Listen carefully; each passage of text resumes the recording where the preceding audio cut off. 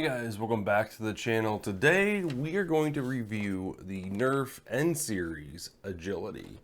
This is a 6-shot revolver with a top prime, and yeah, we'll just talk a little bit about it and then take it out on the range and see what kind of performance over the chronograph and the precision this thing's shooting at. So first up, product overview. There's no in-strike barrel lug of any kind. I know that those are kind of sought after as far as Nerf blasters are concerned, but this one does not have it. It doesn't have a rear stock attachment point because this is a pistol, of course. You've got 6 individual cylinders up here in front. You can load, looks like 2 of them on each side with no issue, and then freely rotate either way while it's not primed to load it in.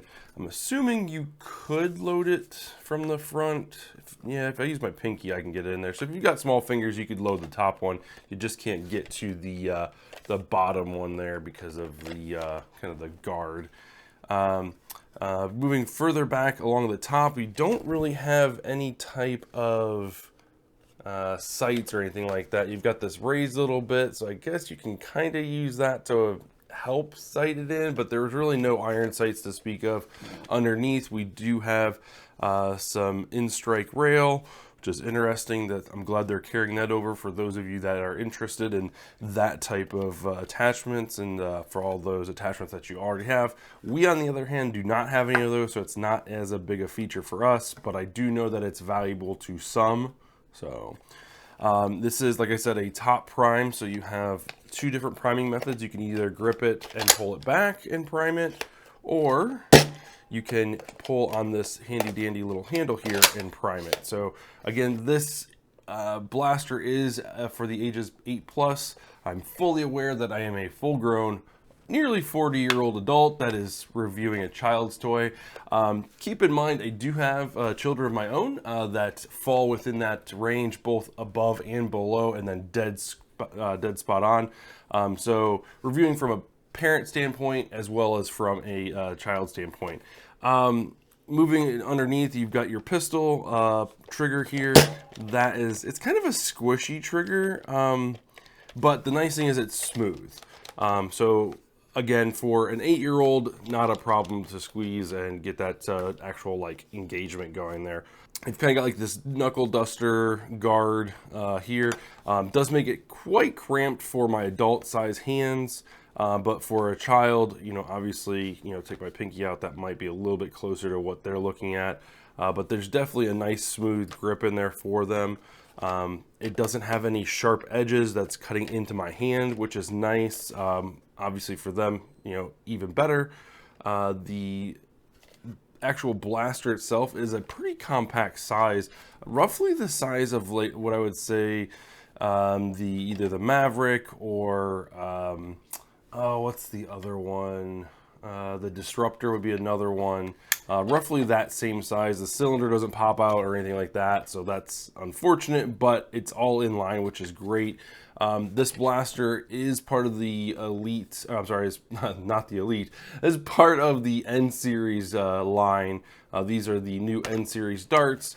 We went over them in the unboxing a little bit, but to give you a little bit better understanding, this dart is going to be completely replacing the Nerf Elite darts, so no longer with that 50 caliber longer dart. I don't think I have, I don't have one, unfortunately, on hand, but nevertheless, it's a slightly shorter dart, and it's a slightly fatter dart.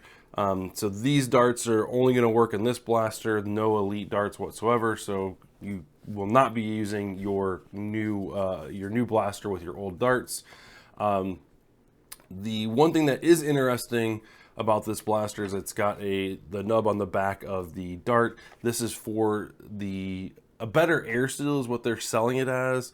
A better air restrictor system inside, so better power delivery is kind of what they're selling it as. We all know that this is really a way for them to make sure that their darts are manufactured to a certain spec, and if a third party tries to make this style dart, it's possible that they won't be able to work in this blaster. But we all know if this is going to be the new standard, as Nerf has put it and as Hasbro has put it, It'll only be a matter of time before another company jumps ship and starts creating these as well. So be on the lookout for that down the line. But nevertheless, the one thing that I am kind of eager to see is the performance gain from not having the traditional air restrictor, like the post that would go into the original Elite darts, and versus now it's just a single hole that's back there, and this kind of opens that up and then releases the air once you pull the trigger. So theoretically, the air isn't having to go around the 3 posts as well as the pin that goes into the dart. It's just delivered directly into the dart. Now, the other thing to keep in mind is the darts are, that while they're not hollow from the back, they are hollow on the inside. So you've got a little bit of cushion here with the head of the dart, as well as a little bit of cushion here as you've got kind of this like foam kind of plug in the end of it, if you will. So darts are still hollow, but they're not accessible from the back side. So we'll see how that, how that works as far as pushing the dart out the front of the barrel. Nerf hasn't really been known for like their compression barrels, and this by no means is a compression barrel. Obviously the cylinder holds the dart in place, so it's got a little bit of compression, but there's no like extended barrel system where the dart has to go all the way through. So we'll see how it works. We're going to take it out on the range and get you some precision shots. We're going to get you some FPS readings and everything like that. The blaster pretty much loads pretty simply, and you can top off in the middle of a game, which is nice. Nice thing about these revolver style blasters, we've got a couple disruptors, and that's always an easy way to kind of, and strong arms. That was the other one, strong arms. I believe that's the one that we have. I think the strong arm is the one that's in place. The disruptor, or maybe it was the Maverick, you could flip out. Nevertheless, it's always nice to have a blaster where you can top off in the middle of a war, flat backyard or competitive. But you simply prime, it rotates on the prime, and then you just pull the trigger and just keep shooting, and you're good to go for 6 shots. You can rotate while you're deprimed, but once it's primed, you can only rotate backwards. So it rotates to the left, and when it's primed, you can rotate it back to the right, but you can't go back to the left. So keep that in mind while you're trying to fill your darts in here. So nevertheless, let's go ahead and take it out on the range and get you guys some more information, and we'll come back in here for the overview. All right, so first up we have the Agility 6-round shot, 25 feet, aiming dead center.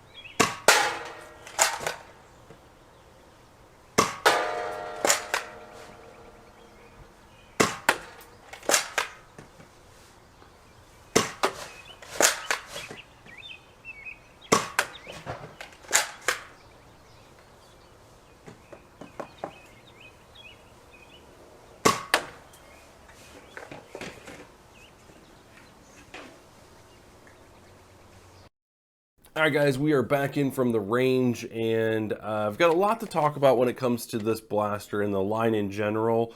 I am going to be doing a full review of the Pinpoint as well, but also a comparison with the N Series versus the Elite 2.0 and the Elite Dart. As like I said earlier, the Elite Dart is getting nixed, discontinued. In place of it is going to be the new N1 darts. So there's a lot to talk about that for those, that's a topic all by itself. We want to talk about, improvements that have been made in the hobby already by third-party vendors. And I want to also talk about what that does to this little guy and where this lives in the ecosystem when this is the standard for children 8 plus, all that, so much more in that video. But for this video, we're just going to talk about the actual review of the Agility.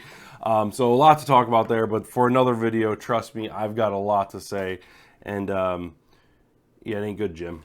So anyway, so we already went over the features of the blaster. Let's go ahead and jump right into the FPS readings and kind of give you the overall feel of how that went, and then we'll kind of review the accuracy, precision of this blaster. So let's jump right into the results of FPS first. It should be known that all my testing includes brand new darts for each test, whether that's the accuracy and precision or the FPS reading. I do a simple 20 dart testing for each of those. So the blaster is in its stock form, no modifications whatsoever has been done. So first thing out of the gate, the agility is firing pretty consistently, coming in at 3.9 standard deviation. That's a pretty respectable number, especially for a stock Nerf blaster. Things like smart AR systems and things like that really kind of dwindle when it comes to the standard deviation as you go through the barrels. This, on the other hand, with it being cylinder fed, it's all in line, so you don't have to worry too much about that. In the past, you know, you're looking at a little bit higher FPS, or excuse me, a little bit higher standard deviation when it comes to the traditional Elite 2.0 blasters, Elite in-strike and all that, much higher than 3.9. This being under 4 kind of surprised me a little bit, and the consistency was like, wow, that's refreshing. Like, okay, there's a glimmer of hope. And then you're looking at the FPS readings, and the average being 80.1, which is about 10 FPS greater than the normal Elite blaster. That can be attributed to a couple different things. The dart weighing a little bit more than Elite dart, maybe possibly a bigger plunger tube or heavier spring. It's kind of a catch-22 why that FPS might be a little bit higher. It might be a combination of all those things. Nevertheless, high FPS reading of 80.6 or 85.6. Again, slightly higher than the Elite 2.0 counterpart. But at the end of the day, while the 10 FPS bump is in muzzle velocity, it doesn't quite warrant a change in caliber, right? So like you've got your Nerf Elite dart and you've got your N series or N1 series dart. You know, you've got shorter dart, wider dart, not compatible whatsoever with your old blasters, magazines, darts, any of that stuff. So does the bump in performance, 10 FPS, warrant changing from this to this rather? And in my opinion, looking at these results, no, absolutely not. So let's go ahead and jump over to the precision and accuracy test and see if those testing results change my mind. FPS reading so far, it doesn't have it, at least for this blaster. So let's jump over to the next slide. During the precision test, kind of like I mentioned before, I used brand new darts for this blaster. There's no modifications that are done to it. The only modification that I would do for a review is add some type of sight. But for this one, obviously there's no rail, so I can't do that. And the addition with that sight is literally just to make sure that I'm aiming at this as close to the same spot as possible. So for this one, I had to really kind of just put the center where the mold line is. You can clearly see the mold line in this top, like, you know, nose part. I just made sure that that was pointed dead center at the target and try to keep it as level as humanly possible. All my testing is done this way. I don't try to arc or anything like that. I just want to see if I point my blaster at this thing, does it reach there? For this test, we started at 25 feet for a couple different reasons. 90 FPS is kind of that middle ground where you might be able to bump back to 30, but 25 is probably where you need to start at. The other reason why I chose 25 is because Nerf themselves have basically said that this is the distance that they were testing their darts at. So I was like, well, let's just test them against their own, you know, their own claims. You know, it is in fact, quote unquote, better performance, extreme accuracy, extreme distance, and extreme speed. So let's take their same test and put it in through our ringer. So looking at the results here, you can kind of see that it's pretty rough. We're not going to get into any comparisons in this video versus Elite, but that video is coming. Trust me. But yeah, just looking at this results at 25 feet, the agility, you know, while it didn't hit the center every time, didn't hit the target every time, at least all of the darts fell within the frame of the camera. That is one positive. I guess. The N1 ammo type was, like I said, advertising extreme distance and accuracy. Based on the results and, previous Elite 2.0 blasters, I really was hoping for a better showing. I really was. Like, to me, the term, and this is all marketing, mumbo jumbo, the term extreme means tighter grouping. And when you consider this is at 25 feet, like, that's, I mean, you're not playing outdoors at this point. You are literally playing in your living room, and that's about it. And, most battles with an 8-year-old are going to take place within 25 feet. So, good on them for producing something that can shoot, relatively within that range. And this being a sidearm pistol, kind of not really your primary, I could see that. I could see that connection. I was just expecting a little bit more. And again, that comes from, setting expectations on the box with it saying extreme performance, extreme distance, accuracy, speed. Like, where is the increase? I might accept the term improved, because if we were to look at an Elite blaster, the spread would be, I think, would be wider. But here you've got 3.5, 4 feet diameter as far as the spread goes, and that doesn't match up with how they're selling these not only the blaster but the ammo and the action to discontinue a over decade long standard ammo type. So I apologize for the negativity, but like, it really kind of baffles me, and I'm trying to stay off of that. I really am. So anyway, let's without any other darts to test, because this is brand new, let's go ahead and just jump into the final thoughts. As far as performance goes, you're looking at less than 20 feet range. And again, this is aiming straight, like this isn't arcing at all. So if you arc it, obviously you're going to get a little bit more range, but your accuracy is going to dwindle down. So for kids, being able to shoot what they're aiming at is kind of a fun thing, in my opinion. My eldest son is very, very big into the short dart realm at this point, and that type of ammo. So he's very much like, I want to be able to hit what I'm aiming at. I don't want to have to arc the shots in. It's just harder to aim that way. Now, my 3-year-old, on the other hand, he'll just run around and fire the blaster however he wants. He just has fun.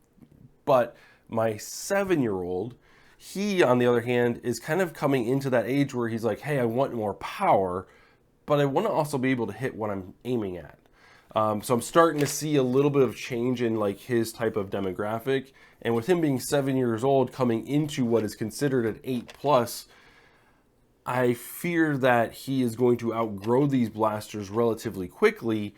And the next step for him in the Nerf line is Nerf Pro. And the only thing that they have out for him would be something that's 14+. And I don't really think that's quite, he's quite ready for that. That step up in performance. So there's really no like middle ground here for kids that are ready to kind of graduate. Now, if you go to places like Dart Zone, with like the Villainator and like the V-Twin, which he has a V-Twin and he absolutely loves that blaster. The Scorpion, I think, is another kind of chain-fed one. They've got a whole bunch of blasters that kind of meet that middle ground where it's 90 FPS or 100 FPS or 100 feet. They don't make a FPS claim, I don't believe. I think they do more of a distance claim. Nevertheless, 20-foot range for this blaster is going to be where your optimal range, with the average being just over 80 and the high FPS of 85. Like, there's really nothing to worry about when you're within that closer range. It's not like you're hitting somebody, at 150 FPS at 20 feet. So the idea of hurting someone, I don't believe, is an issue. Damaging property might start to be a concern. I foresee television sets, flat screens getting dinged with this, this increase in FPS for inside battles. But yeah, that standard deviation, 3.9, at least it's shooting consistently, consistently bad, but still consistent. So, I mean, I guess the answer that's still left, or the question that's still left on my mind is this better than this? Is this a good reason to get rid of this? Before this review and when I first heard of this, I was like, well, there goes, a whole wide range of, customer progression, kind of steps or whatever, going from like Nerf Junior to the easy play stuff to the Dino Squad to Nerf Elite 2.0, to Rival, and then to something like Nerf Pro. Like, there's a really nice progression there, and I understand that Rival is kind of an alternative ammo, but it still kind of bridges that gap between Nerf Elite 2.0 and the Nerf Pro line. So I do understand that 100%. And you'll notice I didn't mention Mega XL in there, or Demolisher rockets, or the Mega Darts or anything like that.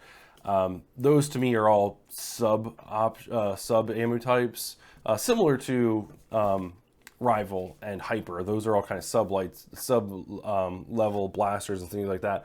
But in my opinion, Rival is the most popular and kind of the bridge between those two ecosystems, if you will. So going from this to this right now still to me is left undecided at this point with this blaster in mind.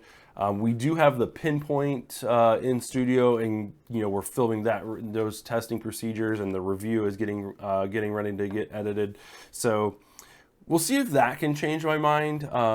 I'm not hopeful at this point, but if the Eagle Point turns out to be something, or not Eagle Point, I'm sorry, the pinpoint. If the pinpoint turns out to be some awesome, better than sliced bread type of thing, I will absolutely say I was wrong. This is something that we can definitely get into. I can back a new ammo type because we've got, a superior product.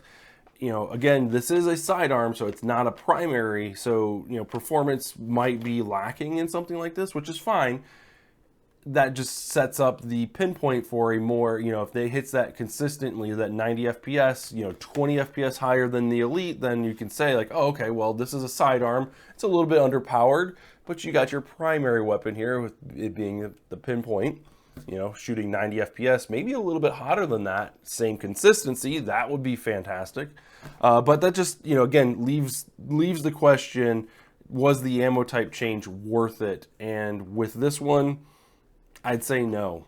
And at this point, if you're watching this and the pinpoint hasn't come out yet, I would hold off on picking up these blasters. I'd hold off on changing your ammo type, just for the sheer fact that you're no longer going to be able to use your old darts, your old magazines. None of that stuff is going to be compatible. There's plenty of other blasters out there that still fit that need that we have for the 8+ range. You have places like Worker, you have X-Shot, really good company that makes blasters perfect for this age group. You've got Adventure Force, which makes some really good stuff. And all those blasters are moddable to where you can go from a full-length dart, to something like a half dart, where did my half dart go? To go from a full-length dart to a half-length dart, and not only are you getting moddability, experience with your 8-year-old or whatever, but they're learning a new skill. They're learning how stuff opens up and works. They're learning how to repair things themselves. So as an educational device, that's really sweet. I really dig that. And just gaining 10 FPS and not anything else is just kind of rough. So one of the I will let you know that I did put this blaster in Sawyer's hands. I wanted to get his first impressions with the comparison video that we're going to be doing with this one and the Commander, I believe, Commando, and then the Pinpoint and the Eagle Point / Echo. Those two videos, I'll bring Sawyer on and I'll bring Eli on and see what their reactions are, how they feel about them, let them talk in front of the camera so you can get their view on these blasters. But I can tell you, Sawyer, putting this blaster in his hand, he's like, the first thing he said is, I really like the way it feels in my hand. As far as priming goes, he is a 7-year-old. He does currently have, his dominant hand is broken, his arm is broken, so he's in a cast. Makes it priming a little bit difficult as far as gripping the white part of the slide. He couldn't quite get that without really kind of wrenching down between his legs and pulling up.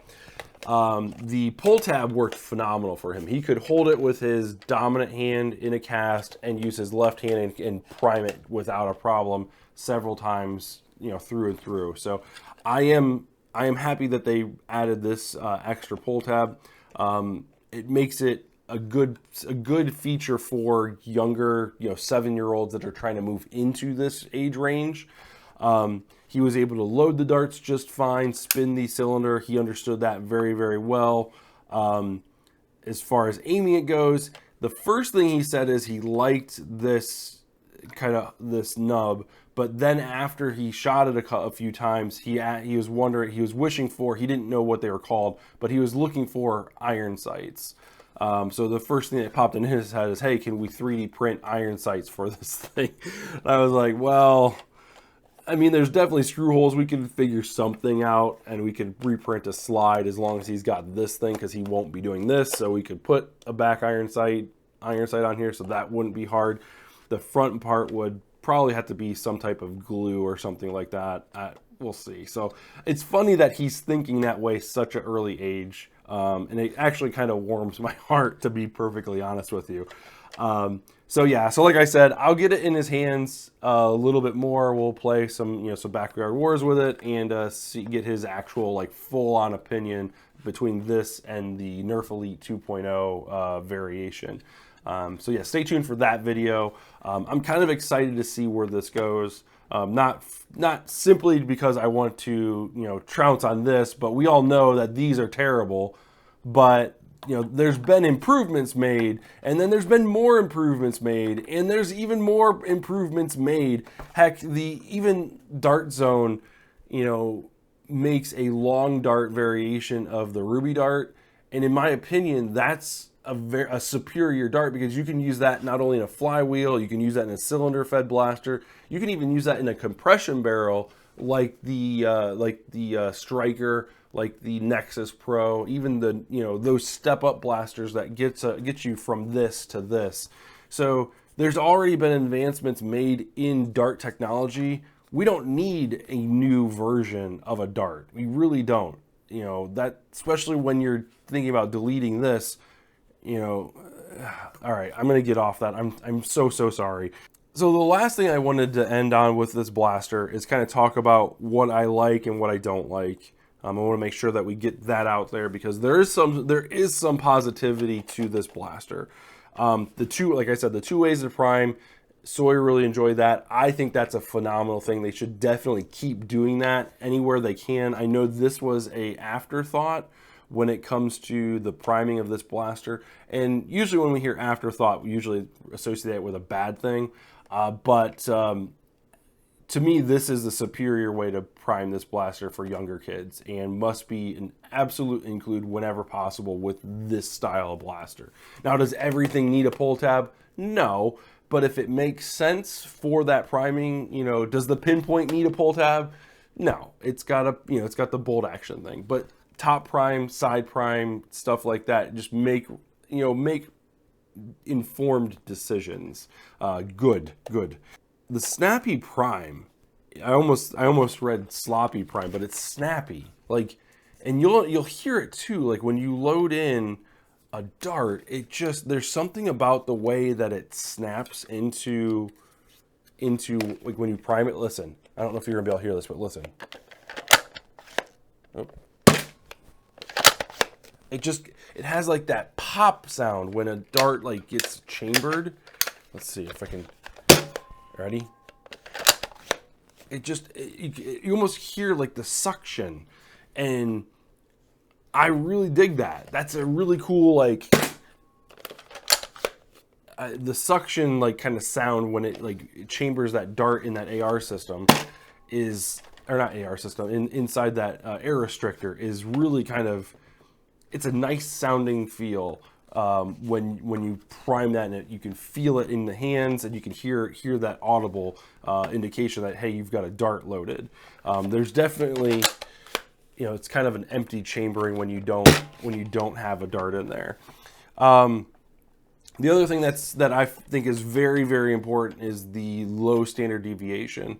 One of the other tests that I want to do, maybe we'll do this in the comparison video, is I want to run these a set of these darts through some damage control and see if even used damage, not necessarily damaged darts, but used darts would fire as consistently, and see if that's a thing, or if, you know, new darts are the only way to go, and that's, you know, that's where Hasbro makes their money, is their darts.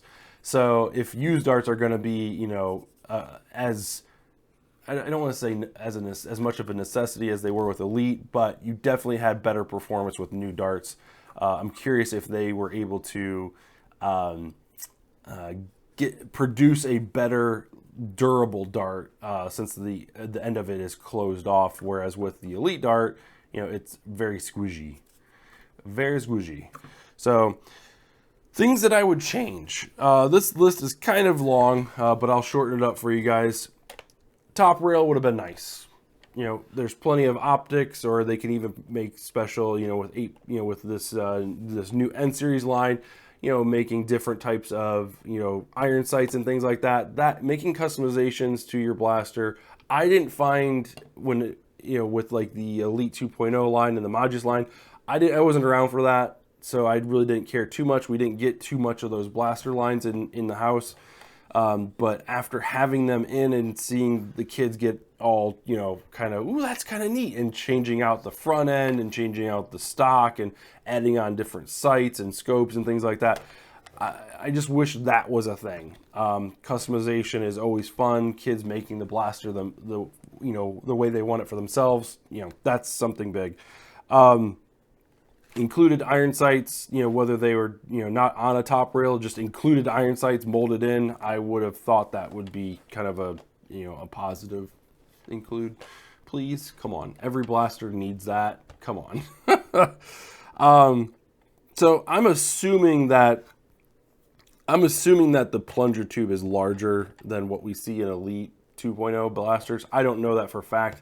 I'm assuming the spring is a stronger spring, or at least has more coils, possibly longer than what we would see in Elite 2.0. The only reason I come to those conclusions is because this is a larger diameter dart, so to me it needs a little bit more oomph to push it out the barrel. So the FPS that we're getting would warrant that type of internal change. I would just be curious, what would those internal changes be if we kept the same caliber dart? That's really all I want to know. I just want to know what those, so rechambering this for Elite might open that up to some discussion, might open that up to information to kind of what could have been. And then we can go down the giant rabbit hole of, well, what if we used better darts?